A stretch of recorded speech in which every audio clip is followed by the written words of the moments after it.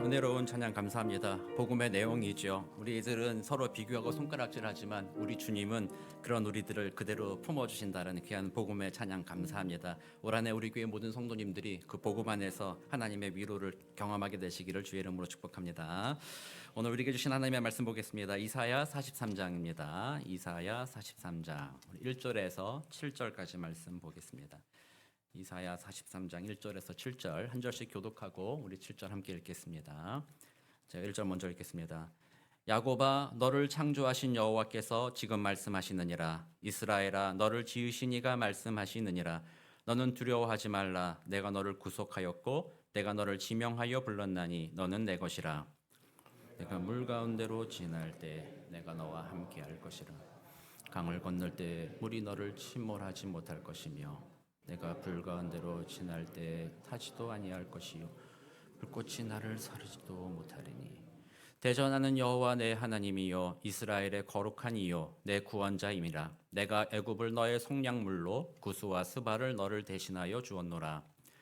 내가 내 눈에 보배롭고 존귀하며 내가 너를 사랑하였은즉 내가 내 대신 사람들을 내어주며 백성들이 내 생명을 대신하리니 두려워하지 말라. 내가 너와 함께하여 내 자손을 동쪽에서부터 오게 하며 서쪽에서부터 너를 모을 것이며 내가 북쪽에게 이르기를 내놓으라. 남쪽에게 이르기를 가두어 두지 말라.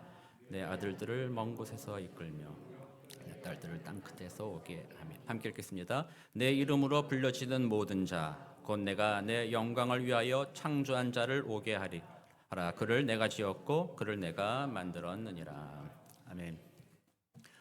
지난 한 주간 예수 그리스도의 십자가 붙들고 지나셨나요? 날 위하여 십자가 죽으시고 부활하신 그 십자가. 올 한 해 우리는 계속해서 예수의 십자가 붙들고 지내야 합니다. 좋을 때도 십자가 붙들고 감사하고 힘들 때도 그 십자가 붙들고 감사하는 거죠. 그래서 우리는 그 십자가 붙들 때 그 표대이신 십자가를 향하여 우리는 달려가게 돼 있습니다. 그래서 우리는 주님을 증거하는 삶을 살게 될 것입니다. 그 은혜를 누리시기를 축복합니다. 오늘은 이제 말씀을 시작할 때 제가 젊은 시절에 20대죠. 20대 후반 때 저의 인생에 가장 영향을 미쳤다 혹은 의미 있는 책이 뭐냐 이렇게 물어본다면 그 중에 하나라고 답변할 수 있는 그 책을 하나 잠깐 소개하고 말씀을 좀 나누려고 해요. 그 책을 쓴 사람은 헬레나 베르나르 호지라는 사람이 쓴 책인데요. 제목이 좀 재미있어요. 오래된 미래라는 책입니다. 오래된 미래. 이 사람이 인류학자인데요. 히말라야 산 위에 고산지대에 있는 라다크라는 마을에서 관찰한 것을 그 책으로 쓴 거예요. 뭘 관찰했냐? 그 사람이 처음 들어갔을 때에는 그 동네는 전통적인 옛날 마을이었어요. 히말라야 산 위에 있으니까 외부와 이렇게 생활이 단절되어 있어서 오랫동안 아주 오랫동안 자기들이 살던 방식대로 살아왔다라는 거죠. 그리고 그 산 위에 살아가기 때문에 자기들끼리 공동체를 이루어서 서로 돕고 좀 행복하게 그냥 그렇게 살았던 공동체라는 거예요. 근데 이 공동체에 변화가 생겼답니다. 어떤 변화가 생겼냐면 코카콜라와 청바지가 들어왔답니다. 코카콜라와 청바지가 들어왔더니 무슨 일이 생겼어요? 사람들이 그것을 좋아하기 시작한 거예요. 그래서 젊은이들이 전통적인 방식은 우습게 여기고 코카콜라와 청바지를 신문물이다, 좋은 것이다 하면서 그것을 쫓아다니기 시작한 거예요. 그러면서 기성세대와 젊은 세대 사이에 분열이 시작이 됐고 젊은 세대들도 청바지도 보면 우리가 어떤 것은 더 좋아 보이고 어떤 것은 더 나빠 보이기도 하잖아요.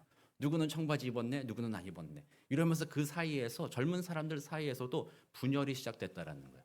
그래서 결국 코카콜라와 청바지가 들어왔더니 행복했던 라다크 마을이 불행해졌다는 거예요.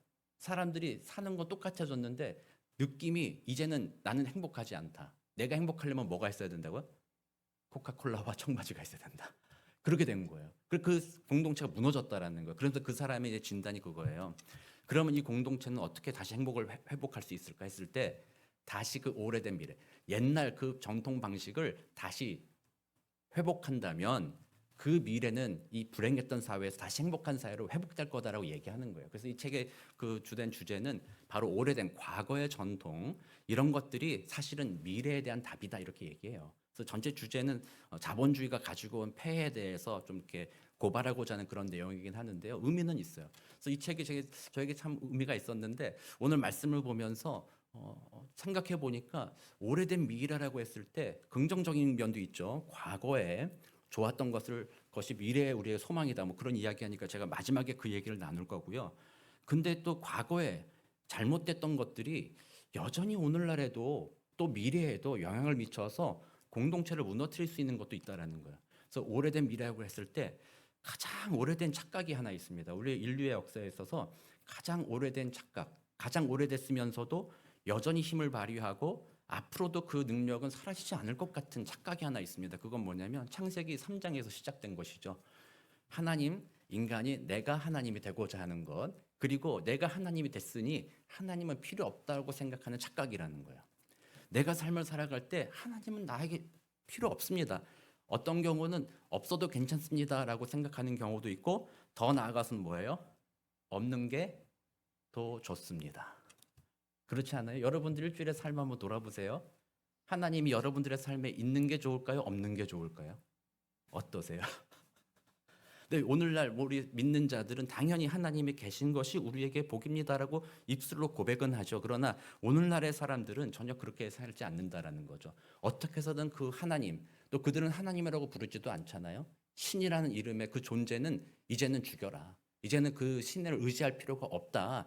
이제는 우리들의 과학기술과 우리들의 능력으로 이 세상을 우리는 다스리며 살아갈 수 있다라고 말하는 것이 오늘날의 세대 아닙니까?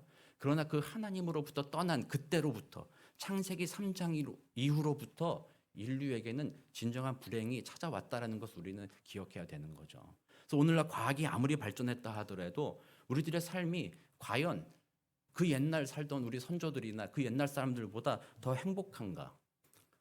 더 즐길 것은 많이 있죠. 도파민 터트리는 것은 더 많이 있죠. 그러나 인생의 총량을 생각해보고 행복이라는 것을 생각해 보았을 때 과연 오늘날 우리들이 과거의 사람들보다 더 행복한가라고 물어본다면 안 그럴 가능성이 매우 크죠. 그래서 오늘날은 그렇게 하나님을 떠난 삶이 하나님으로부터 멀어져 있으므로 우리는 이제는 홀로 외로이 세상에 던져진 존재죠. 그리고 우리의 능력으로 살아가야 되는 그런 존재가 되는 거죠. 삶의 책임을 내가 져야 되는 그런 상황으로 내몰리게 된 것이죠. 오늘 본문에 나오는 이사야가 예언할 때 남유다가 좀 그랬어요. 남유다는 하나님께서 이스라엘 백성들을 하나님의 자녀로 부르셨어요. 그리고 하나님이 말씀하셨죠. 내가 너의 하나님이 되고 너희는 나의 백성이 될 것이다.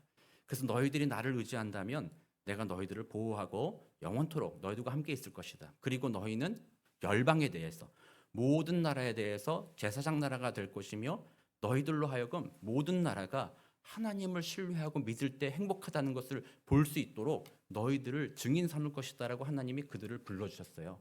그러나 그들은 어땠어요? 남유다 이 사람들이 하나님을 신뢰하지 못했다는 거죠. 주변에 강대국들이 몇 개 있는데 그 사람들이 섬기는 우상들을 가지고 온 겁니다. 바알을 가지고 오고 또 애굽의 신인 누보, 애굽의 신을 막 가지고 오고 막 그런 식으로 우상들을 섬기는 거죠. 하나님한테 던지는 메시지는 그거였어요. 하나님 있으면 좋겠지만 없어도 괜찮아요.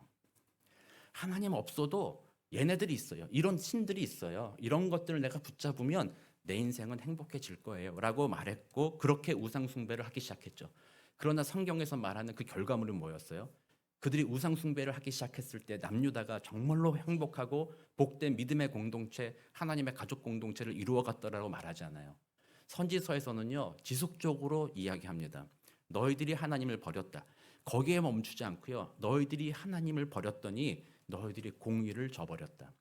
너희들의 가난한 자들과 눈먼 자들과 힘겨운 자들을 너희들은 더 이상 돌아보지 않게 되었다. 그리고 오히려 어떻게 됐어요? 그들의 것을 빼앗아서 자기의 배를 불리는 빈부의 격차를 키우는 그리고 서로 차별하고 서로 미워하는 그런 공동체가 되어버렸다라는 거죠. 같은 예루살렘 성에 같이 살아도 어떤 이들은 정말 많은 것을 누리며 복되게 막 살아가지만 어떤 이들은 가진 것이 없어서 굶주리고 헐벗고 살아가는데도 하나님의 백성들이 하나님이 아닌 우상을 섬기다 보니 어렵고 힘든 자들을 돌아보는 마음, 그들을 위로하고자 하는 마음, 그들이 나와 함께 공동체를 이루었다고 하는 그 마음을 잃어버리게 된 것이죠. 그리고 하나님 없이 내가 하나님이 되었고 내가 중요하게 되었으니 나만 잘 살면 돼. 나만 아니면 돼. 불행한 일에 대해서 나만 아니면 돼. 좋은 일에 대해서 나만 그거 즐기면 돼. 자기중심적인 생각으로 빠져버리게 됐다는 거죠. 그래서 그런 세상, 하나님이 없는 세상은 옛날부터 오늘날까지 하나님이 없으면 좀 자유로울 거야. 하나님이 없으면 좀 행복할 거야라고 악한 사단이 그 속삭임을 계속 던지는데 사람들이 거기에 빠져가지고 하나님을 버리기 시작했는데 결론은 하나님이 없는 곳은 지옥과 같이 되었다라는 거죠. 그래서 지옥이라는 개념이 성경에서는 분명하게 유황, 불이 타는 곳이다, 불못이 타는 곳이다 그렇게 이야기하고 있기 때문에 그럴 것이라고 저는 믿습니다만 그것만이 아닐 거라는 거죠. 그렇게 고통당하는 것뿐만 아니라 지옥이란 바로 하나님이 안 계신 곳, 하나님이 외면하신 곳이라는 거죠. 하나님이 없는 곳이라는 거예요. 거기에는 육체의 고통을 당할 뿐만 아니라 하나님이 없으니 각자 각 사람이 자기 이기적인 마음으로 가득한 거죠. 다른 사람을 위해서 희생하고 섬기고 사랑하겠다라는 하나님으로부터 오는 그 놀라운 가치들이 사라져 있는 곳이라는 거죠. 그래서 그곳에서는 다른 사람을 만날 때에 저 사람이 내게 도움이 될까로 눈으로 보지 못합니다. 저 사람을 내가 어떻게 해서든 이용해 먹어야지 하는 마음을 갖게 되는 곳, 그것이 바로 하나님이 없는 지옥과 같은 세상이다, 지옥이다라고 말할 수 있는 거죠. 그렇게 볼 때 오늘날도 그 마찬가지입니다. 하나님 없는 곳은 지옥과 같은 곳이다. 우리 사르트르라는 인물, 닫힌 방 제가 한번 소개했죠. 뭐가 지옥이라고 그랬어요? 이 실존주의자는 타인이 지옥이라고 했어요. 하나님이 없는 곳에서 다른 사람과 어울려 사는 게 지옥이라는 거예요. 각자가 자기의 욕망을 따라서 자기의 원하는 것을 따라서 주장하고 싸우기 때문에 타인과 함께 있는 게 지옥이다. 이거는요, 실존주의 철학자가 인간의 본성을 살펴보고 또 사회 현상을 살펴보고 나서 내린 결론이에요. 하나님이 없는 곳은 그렇게 자기 희생과 헌신 이런 것이 없기 때문에 자기중심적이기 때문에 지옥과 같은 것을 경험한다는 것이죠. 드라마 미생이라는 드라마 혹시 보셨어요? 그래도 꽤 됐죠. 그 드라마가 좀 꽤 됐는데 미생이라는 드라마에 그 대사 중에 하나 이런 게 나와요. 회사 밖은 지옥이야. 거기에 이제 차장님인가 부장님인가 그분 있잖아요. 그분이 이제 자기 선배였는데 회사를 퇴직하고 창업하신 분을 찾아가서 같이 이제 저녁 식사하면서 얘기를 나누는 거예요. 아유 선배님 뭐 이번에 치킨집 이렇게 해가지고 아주 대박 잘 됐다면서요. 아 그래요? 그러니까 그 선배가 조금 표정이 좀 어두워졌어요. 그러니까 아 요즘 좀 뭐 슬로우해졌나 봐요. 좀 그랬더니 그분이 하는 대사가 그거예요. 회사를 나와봤더니 세상은 지옥이더라. 회사 안에 있을 때가 좋았다. 그 얘기 하시는 거예요. 어떤 울타리가 있을 때 그 안에서 즐거웠다. 그러나 거기를 나와서 내 힘으로 서려고 했더니 내 힘으로 다른 사람과 부딪히려고 했더니 서로 싸움이기 때문에 세상은 지옥이다라고 이렇게 이야기하는 거예요. 그래서 오늘날의 세상이 그런 거예요. 그 내용은 또 그 미생이라는 드라마가 많은 사람에게 그 대사가 감명을 주는 거는요. 사람들이 실제로 그렇게 느끼기 때문이죠. 사회가 그렇게 되었기 때문이죠. 이 사회 옛날 한국 사회는 안 그랬잖아요. 얼마나 공동체 중심이었어요. 옛날 같은 경우는 뭐 제 기억으로는 버스만 타도 어르신들 딱 타면 바로 일어났죠. 당연히 일어났죠. 또 누가 가방 들고 있으면 가방 달라고. 옛날엔 참 그랬어요. 가방 달라고 안 준다고 내놓으라고 뺏고 막. 뭐 그런 공동체였잖아요. 뭐 옆집 사람들끼리도 다 알고 뭐 학교 갔다 와가지고 우리 집에 문 잠겨 있고 뭐 없으면 옆집 아저씨한테 가서 우리 집 문 잠겼다고 그러면 아 여기 좀 있어라. 엄마 늦게 온다.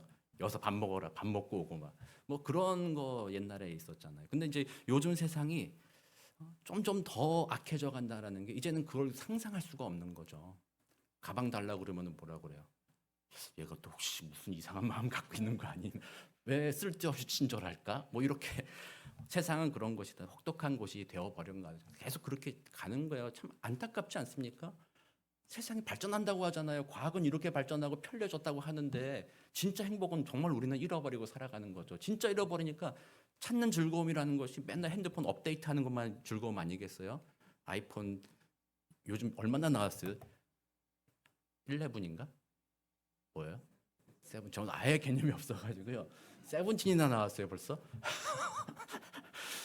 그거 다음에 뭐 나올까? 그거에 우리 즐거움을 찾는 그 정도로 우리는 전락해 버렸죠. 참 안타까운 현실입니다.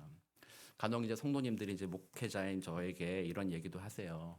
목사님, 세상이 얼마나 혹독한지 아십니까? 세상에 살아가는 게 얼마나 힘든지 아십니까?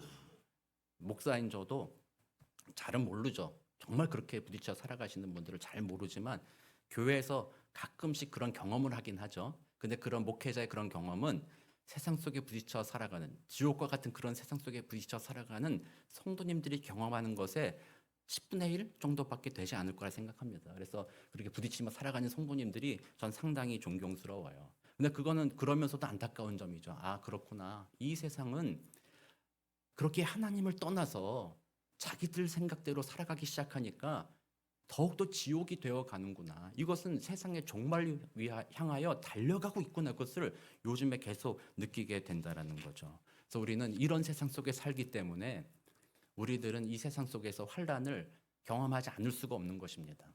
세상 속에 하나님께서 우리는 너희들은 택한 백성이니 산 속에 들어가 가지고 산 속에 너희들끼리만 행복한 공동체 만들어서 거기서 살아라. 성경에선 절대로 그런 말 한 적이 없어요. 하나님의 은혜는 너희들 그리스도인들 너희들은 은혜를 입었지만 모여서 그곳에 있지 말고 세상 속에 나가라. 나가서 나의 증인이 되라 이렇게 얘기하잖아요. 그래서 우리들은 하나님 없다고 생각하는 저 악한 세상 속에 우리는 살아가고 있다라는 거예요.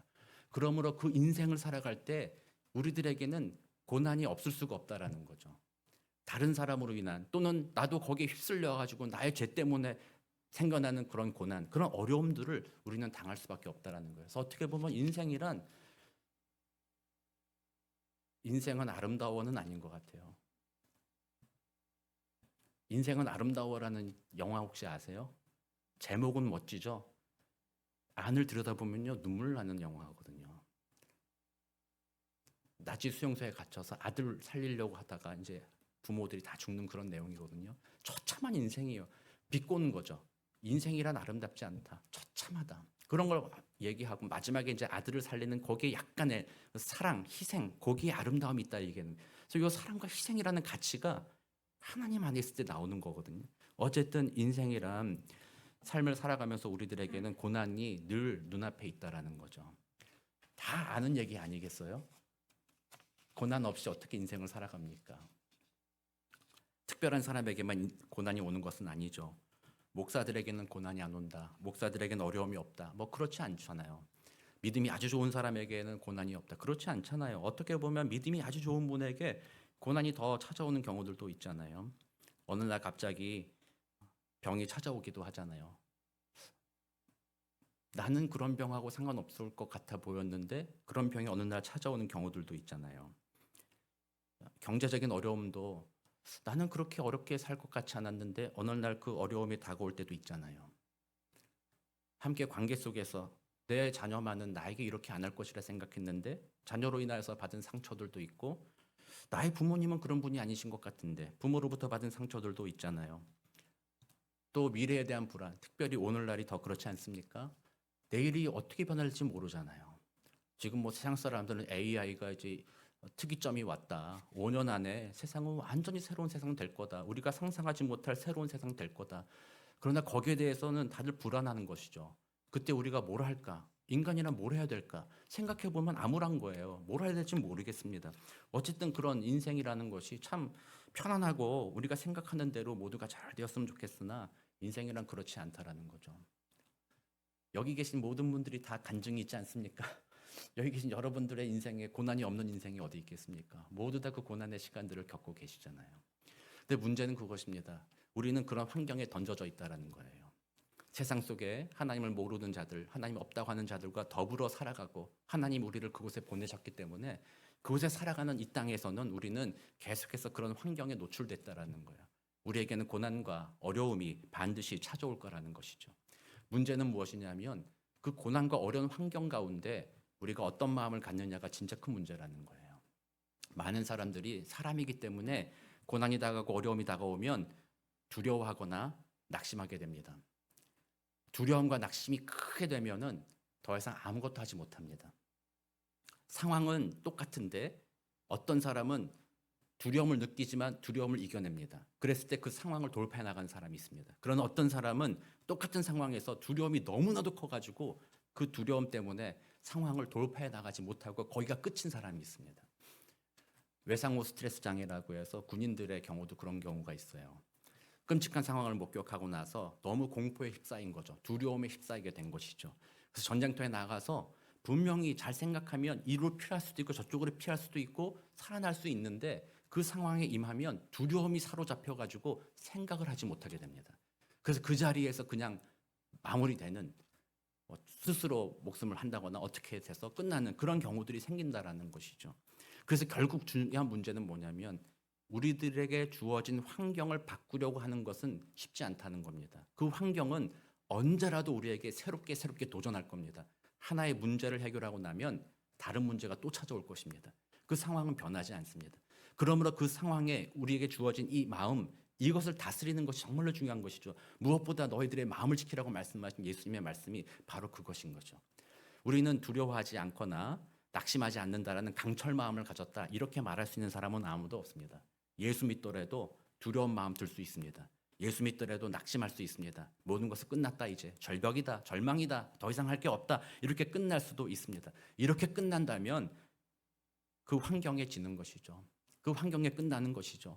그러나 하나님은 약속하시는 것입니다. 바로 오늘 본문이 바로 이스라엘 백성들에게 그 약속을 주는 겁니다.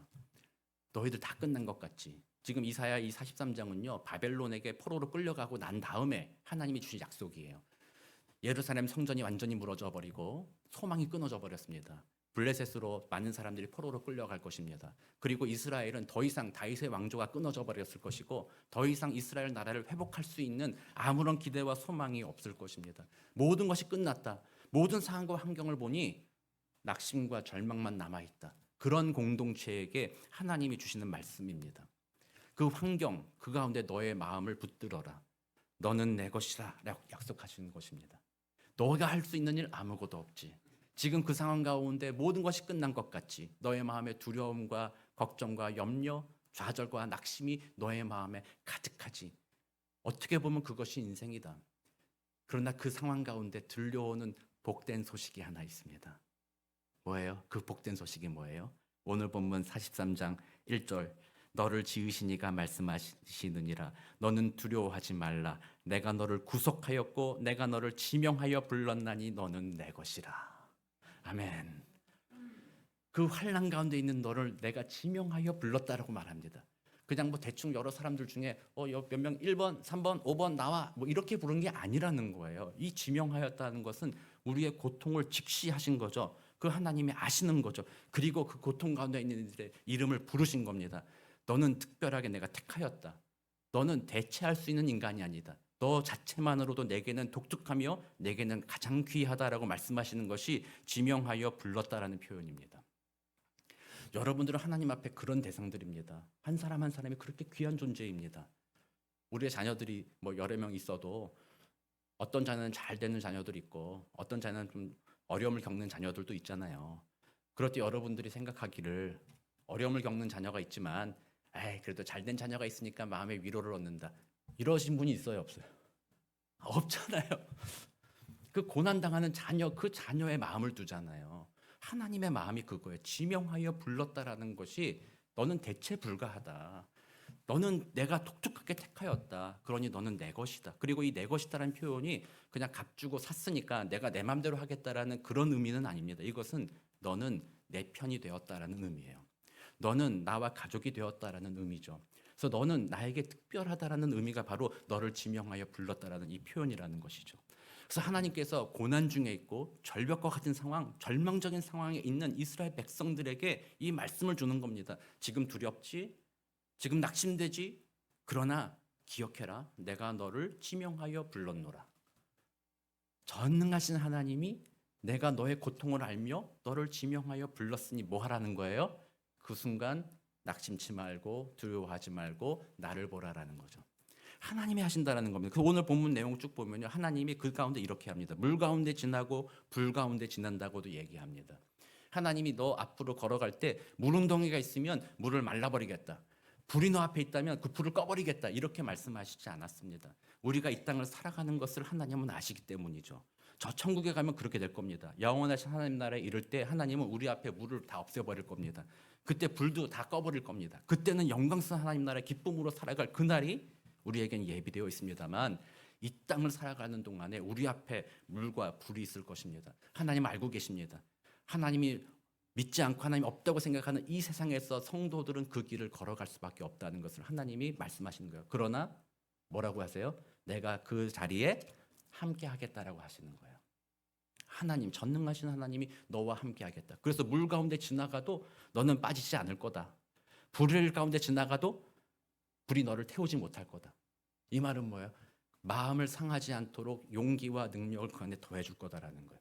그래서 이거는 하나님이 너를 위해 하실 거라는 겁니다. 그래서 복음이라는 것이 바로 이거죠.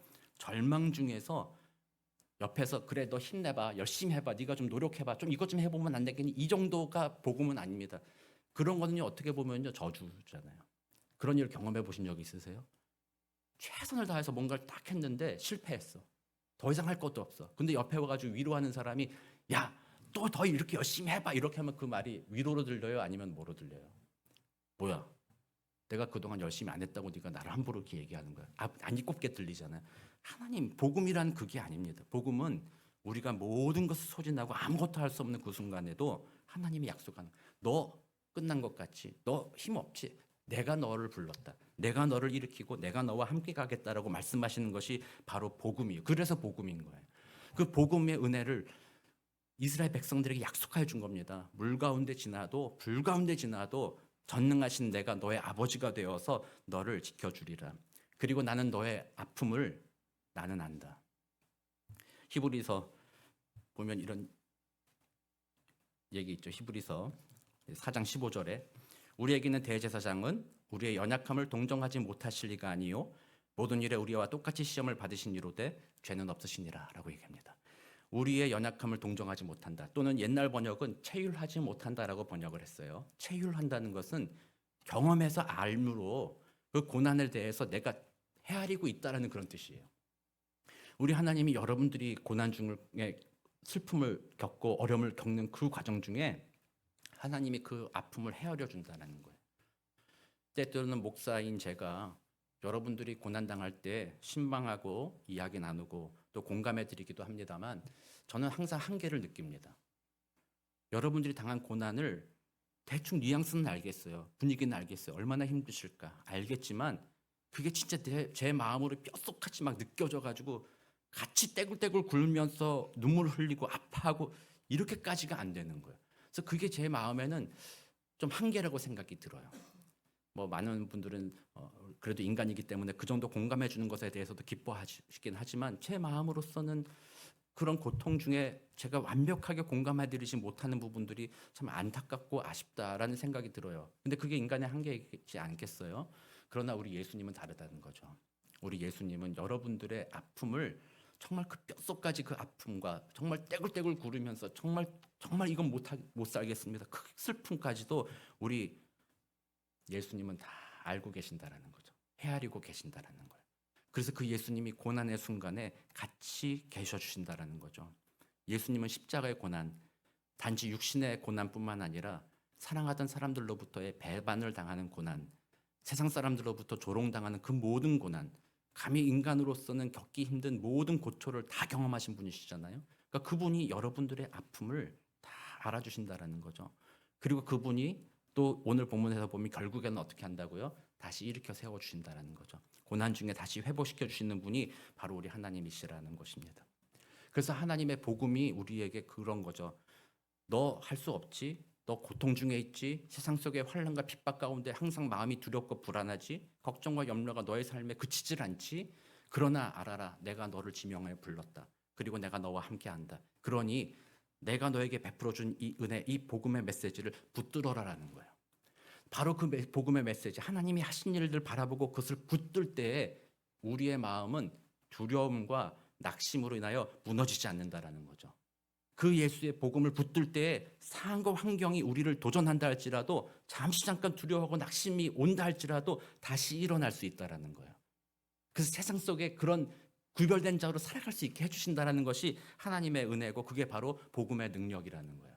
주님이 너는 내 것이다 이렇게 불렀을 때 그냥 내가 내 맘대로 널 이용하겠다. 내가 원하는 거 내가 이루어줘라.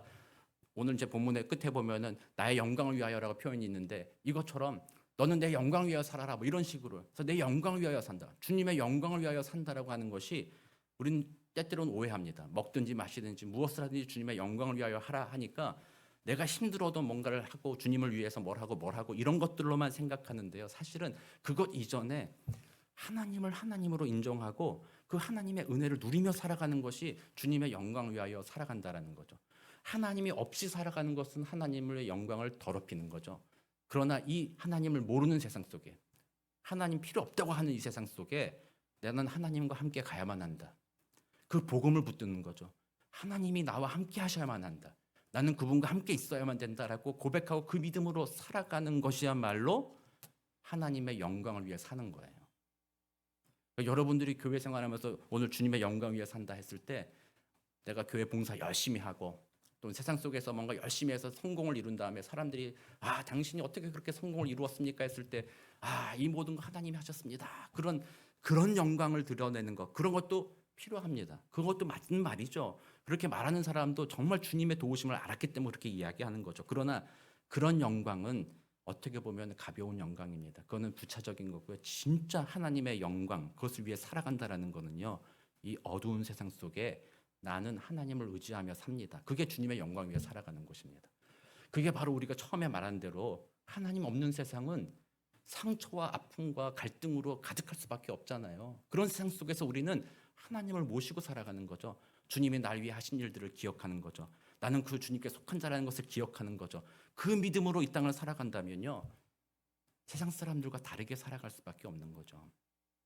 사망아 너의 쏘는 것이 어디 있느냐? 나에겐 주 예수로 말미암은 영원한 구원이 있다.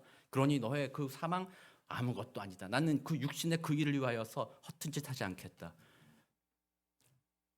세상 사람이 말하는 탐욕과 욕망의 종으로 살지 않겠다. 나는 이 세상에 하나님이 나와 함께 하시니 하나님의 뜻대로 하나님의 인도하심을 따라서 순종하며 살겠다. 그런 믿음으로 사는 것 아니겠습니까? 그게 그리스도인들이라는 것이죠. 사랑하는 성도님들, 올 한 해 우리는 그 복음의 능력이 우리를 바꾸는 겁니다. 주님의 영광 위에 산다는 것도 내가 사는 거 아닙니다. 주님이 내게 주신 복음의 은혜를 기억할 때, 내가 그 안에 머물러 살아갈 때 그 삶이 주님을 영광스럽게 하게 만들어 가는 것이죠. 내가 하는 게 아닙니다. 그래서 올 한 해는 우리는 계속해서 주님이 내게 주신 약속을 기억하고 주님의 날 위해 하신 일들을 그걸 계속 묵상하는 거죠. 그게 바로 아까 처음 시작할 때 말씀드린 십자가를 보는 것입니다. 처음에 제가 오래된 미래라고 말씀드렸을 때 처음에는 부정적인 거죠. 이제 마무리 결론에서는요, 오래된 미래라는 것은 결국 뭐예요? 창조 세계로 돌아가라는 거예요. 아까 그 책의 내용은 티벳 옛날 전통 생활로 돌아가야 행복한다고 얘기했잖아요. 그게 아니라는 거예요. 그것보다 더 이전, 창세기 1, 2장, 지금 우리가 금요 찬양 예배 때 묵상하고 있는 처음 타락하기 이전의 그 창조의 질서, 하나님이 주인되고 그 하나님을 의존하고 그 하나님과 더불어 함께 세상 속에 살아가는 그 시대를 회복하는 것, 그게 바로 오래된 미래라는 거예요. 우리의 미래는 거기에 있다라는 거예요. 돈과 명예, 어떤 것에 여러분들의 미래가 있는 것이 아니라 바로 하나님과의 그 관계가 회복되는 것이 여러분들의 미래라는 거예요. 그래서 이번 한 해 우리는 그런 은혜를 누리길 원합니다. 힘들 거예요. 주님께 눈을 고정하는 게 얼마나 힘든 일입니까? 오늘 일주일 사는 동안, 하루 사는 동안 여러분들의 시간표를 점검해 보세요. 내가 하나님과 얼마나 동행했는가? 점검해 보면 하나님보다 세상의 가치관으로 더 동행하는 경우들이 얼마나 많이 있습니까? 그러므로 우리는 다시 한번 주님 우리를 불쌍하게 여겨주십시오 고백하고 올 한 해 복음의 능력 힘입기를 원합니다. 이 고난의 시간들, 고통의 시간들, 환난이 우리 앞에 있을 것이지만 그 복음 바라볼 때 복음의 능력이 반드시 우리로 하여금 좌절, 낭망, 두려움 거기에 매여가지고 죄의 종로로 타는 그 인간이 아니라 이제는 죄로부터 자유함을 얻고 진정한 기쁨과 소망의 삶으로 우리를 새롭게 이끌어간다는 것, 그게 복음의 능력입니다.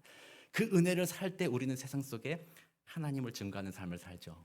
그때 우리는 기쁨이 가득할 겁니다. 그 은혜를 누리면 사람들이 우리를 보며 변할 겁니다. 야, 어떻게 넌 그렇게 웃고 그렇게 기쁘냐? 어떻게 소망이 있냐? 주님이 날 위해 하신 일, 그 복음의 능력이 나를 바꿨어. 얼마나 은혜가 넘칩니까? 그 은혜로 올 한 해 살아가셔서 여러분들 한 사람 한 사람, 여러분들이 있는 자리, 가정, 직장 어디든 그 자리가 하나님의 나라가 회복되어지고 복음의 능력에 나타나는 복된 자리가 되시기를 우리 구주 예수 그리스도 이름으로 축복합니다. 기도하겠습니다. 사랑과 은혜가 많으신 하나님 감사합니다. 인생을 살아가다 보면 괴롭고 슬픈 일들 참 많이 있습니다. 그러나 그 모든 것 이길 수 있는 능력 바로 복음 안에 있습니다. 하나님이 우리를 부르셨고 하나님 우리를 자신의 자녀 삼아주셨고 내 것이라 인정하여 주셨고 우리를 위하여 능력을 발휘하시며 우리의 고통의 순간 우리와 동행하여 주신다는 그 믿음, 그것을 통해서 우리는 이 어려운 환경, 고통스러운 환경 가운데 일어날 수 있습니다. 올 한 해 그 복음의 능력을 믿고 복음의 능력을 힘입어서 정말 하나님의 거룩한 은혜와 사랑을 충만하게 누리는 우리 모두가 되도록 주님 도우시고 인도하여 주옵소서. 감사드리며 살아계신 우리 주 예수 그리스도 이름으로 기도드립니다. 아멘.